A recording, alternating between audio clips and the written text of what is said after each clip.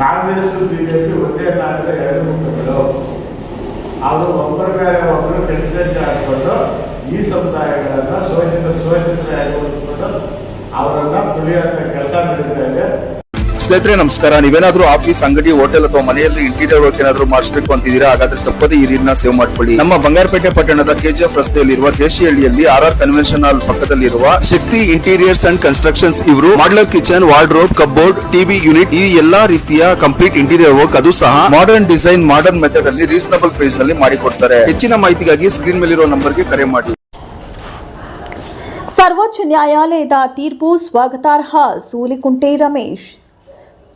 ಘನ ಸರ್ವೋಚ್ಚ ನ್ಯಾಯಾಲಯವು ಸದಾಶಿವ ಆಯೋಗ ಜಾರಿಯಾಗಿರುವುದರಿಂದ ಯಾವುದೇ ಸಮಸ್ಯೆ ಉಲ್ಬಣವಾಗುವುದಿಲ್ಲ.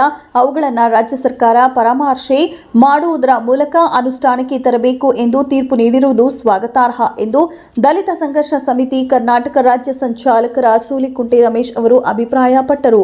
ಪಟ್ಟಣದ ಅಂಬೇಡ್ಕರ್ ಭವನದಲ್ಲಿ ತಾಲೂಕು ಸಂಚಾಲಕ ಶ್ರೀನಿವಾಸ್ ಅವರ ನೇತೃತ್ವದಲ್ಲಿ ಕರೆಯಲಾಗಿದ್ದ ಪತ್ರಿಕಾಗೋಷ್ಠಿಯನ್ನ ಉದ್ದೇಶಿಸಿ ಮಾತನಾಡಿದ ಅವರು, ಕರ್ನಾಟಕ ದಲಿತ ಸಂಘರ್ಷ ಸಮಿತಿ 101 ಜಾತಿಗಳ ಸಾಮಾಜಿಕ ನ್ಯಾಯಕ್ಕಾಗಿ 2001ರಿಂದ 2022ರವರೆಗೆ ಸದಾಶಿವ ಆಯೋಗವನ್ನು ಜಾರಿಗೆ ತರುವಂತೆ ನಿರಂತರವಾಗಿ ಹೋರಾಟ ಮಾಡುತ್ತಾ ಬಂದಿದೆ.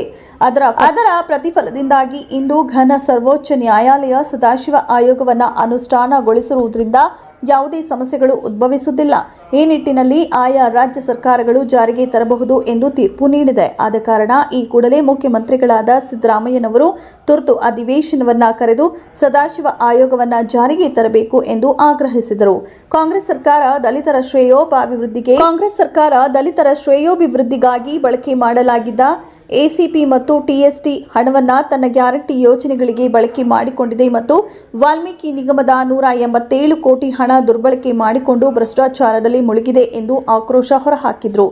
ಜನರ ದಿಕ್ಕು ತಪ್ಪಿಸುವ ನಿಟ್ಟಿನಲ್ಲಿ ಹೋರಾಟಗಳು. ಕಾಂಗ್ರೆಸ್ ಮತ್ತು ಬಿಜೆಪಿ ಭ್ರಷ್ಟಾಚಾರದ ಒಂದೇ ನಾಣ್ಯದ ಎರಡು ಮುಖಗಳಿದ್ದಂತೆ. ಪ್ರಸ್ತುತ ರಾಜ್ಯದಲ್ಲಿ ಅತಿವೃಷ್ಟಿಯಾಗಿ ಜನರು ತತ್ತರಿಸಿ ಹೋಗಿದ್ದಾರೆ. ಇದನ್ನು ನಿಭಾಯಿಸಬೇಕಾದ ಜನಪ್ರತಿನಿಧಿಗಳು ಜನರ ದಿಕ್ಕು ತಪ್ಪಿಸಲು ಹೋರಾಟಗಳನ್ನು ಮಾಡುತ್ತಿದ್ದಾರೆ.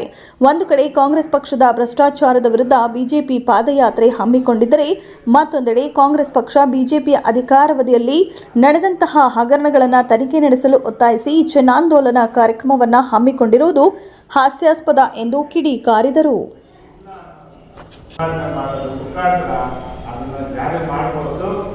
ಜಾರಿ ಮಾಡಲು ಆಯಾ ರಾಜ್ಯ ಸರ್ಕಾರಗಳಿಗೆ ಅಧಿಕಾರ ಇದೆ ಅಂತ ಹೇಳಿದೆ. ಸಾರ್ವಜನಿಕ ಪೀಠದ ನೇತೃತ್ವ ವಹಿಸಿದ ಮಾನ್ಯ ಸುಪ್ರೀಂ ಕೋರ್ಟ್ ಮುಖ್ಯ ನ್ಯಾಯಮೂರ್ತಿಗಳು ಮತ್ತು ಅವರ ತಂಡಕ್ಕೆ ಕರ್ನಾಟಕ ದಲಿತ ಸಂಘರ್ಷ ಸಮಿತಿ ಹೃತ್ಪೂರ್ವಕವಾದಂಥ ಭೀಮಾ ಅಭಿನಂದನೆಗಳನ್ನು ಸಲ್ಲಿಸಿದ.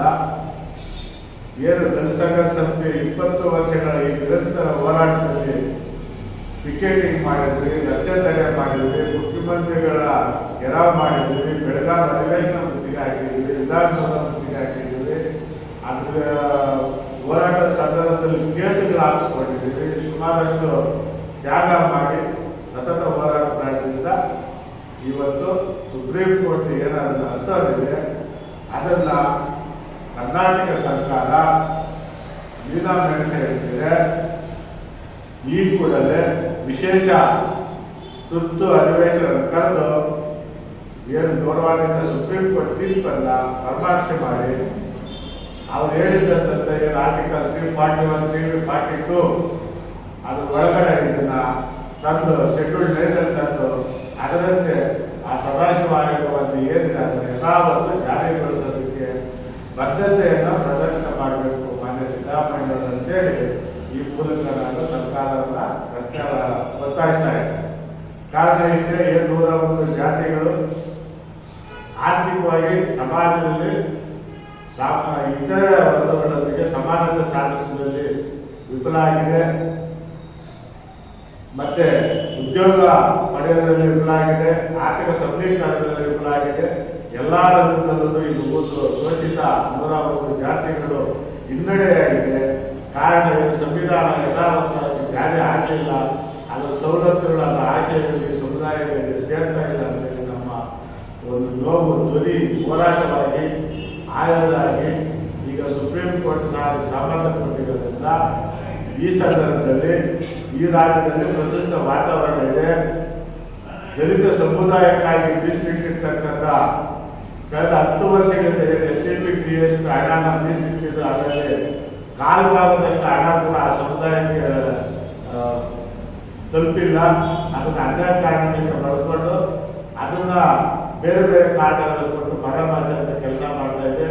ವಾಲ್ಮೀಕಿ ಅಭಿವೃದ್ಧಿ ನಿಗಮದಲ್ಲಿ 180 ಕೋಟಿ ಹಗರಣ ಆಗಿದೆ. ಪರಿಶಿಷ್ಟರ ಸುಮಾರು 2 ಲಕ್ಷ ಕೋಟಿಯಷ್ಟು ಹಣ ವಾಪಸ್ಸು ಅಂದರೆ ಇತರೆ ಕಾರ್ಯಗಳಿಗೆ ಕಳೆದ 10 ವರ್ಷದಿಂದ ಬರೆದುಕೊಂಡಿರೋ ಇದಾಗಿದೆ. ಅದರಿಂದ ಈ ಸಂದರ್ಭದಲ್ಲಿ ಕನ್ನಡ ದರ್ಶನ ಸಂಸ್ಥೆ ಏನು ಹೇಳ್ತಾರೆ, ಕಾಂಗ್ರೆಸ್ BJP ಒಂದೇ ನಾಡಿನ 2 ಮುಖಗಳು.